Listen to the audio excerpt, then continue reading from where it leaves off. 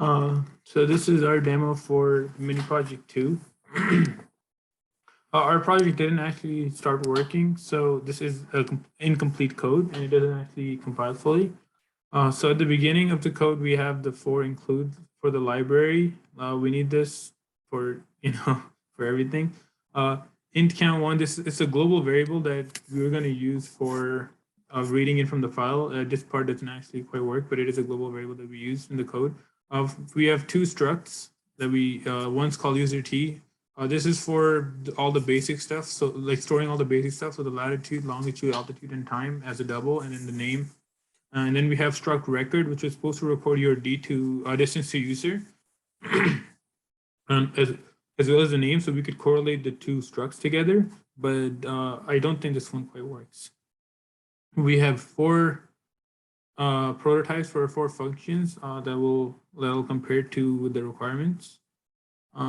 So the main is also incomplete because none of the functions work together, but I'll explain it briefly, I guess. So we make a struct for our user, which stores the basic stuff, and then we make 10 other user structs.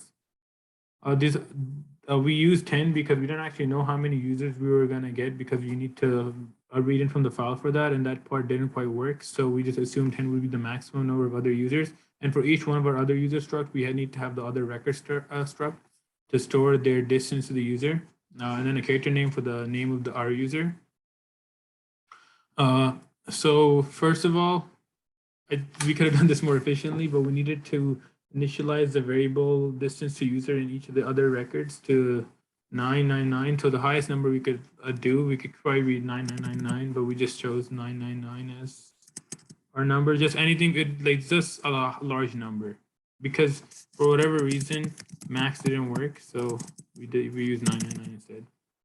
Then to get information for our user, I use the scan user function. So we can go to scan user function now. I'll just minimize all these other functions in the way. So in scan user, so we go to scan user from here and we send it our user. So just that instead of having to initialize a variable in here, we just sent it this. So then we get input from the user. So the name, latitude, longitude, altitude, and time, and we get that from the user and we save it into the struct, which we changed the name from our user to scanner because we were going to use it for everything, but we just chose to use it for our user. And then we return this struct, so struct user t. So we return this struct and it'll come back in and it'll save all that information in our user. So we input the data information for our user.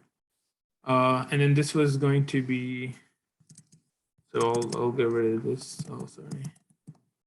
This was going to be how are we going to get input? How are we going to get the file name for the file reading? So you would have had to enter the name of the input file, and then we would have scanned it in, and then sent the file name as well as each of the other user variables structs into this function called filler. So we would have used filler to fill up each of these structs, and then saved it back into it. So instead of having to make a new variable inside this function, we would just send it a variable and it would just use that inside the function. And the name would be important because it's the name of the file to be open. So in here, we declare a file variable buffer, open the file name. So that's why I commented this code out earlier so that we could just use input.txt to read. And the buffer would get the first value, and this rest of the code doesn't work, but we were just going to scan in line by line and assume that because it wasn't specified, we would just assume that the first thing entered would be the name, then latitude, longitude, altitude, and all those would be separated by space. And then this is where the global variable comes in. So we would have counted forward, and then this way it would have read through every single line, but it would only have saved the last line, and we would have iterated that forward. So first time it runs through, we would have saved the second line, which would be the important stuff. Then because we've already saved the second line, the next time it would run, it would plus and it would read the third line. That's how this was supposed to work. This doesn't quite actually work, but that was the thinking behind using a global variable and how we would read in. So that's the second. So that's filling in other users array. And the third would be like calculating the distance to the user. To calculate the distance to the user, we use a position calculating function. So it would just save in, it would just get in the latitude, longitude of our user. So it would have to be done for each user. It would get the information for our user.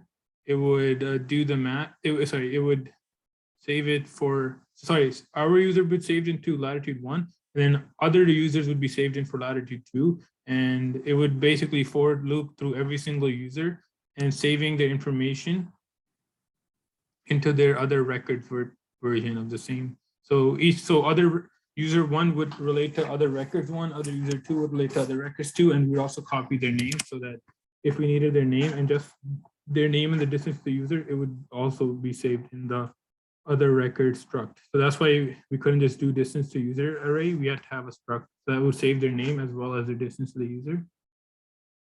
Yeah, sorry about that. And then we need a function that searches through all the positions and finds the closest other user. To do that, we just I made the find close function. It would just get our user, the main one, other user, the entire array of the other users. So like for 10 in our case, and pointer to the records. And we use a pointer because like this doesn't work, but we use a pointer so that we can edit that information as well. And it basically goes through and for loops through every single and compares every single other record and compares the records. So whichever has the lowest number, it'll save that into distance, and then it'll loop through and see which of the arrays has the same distance.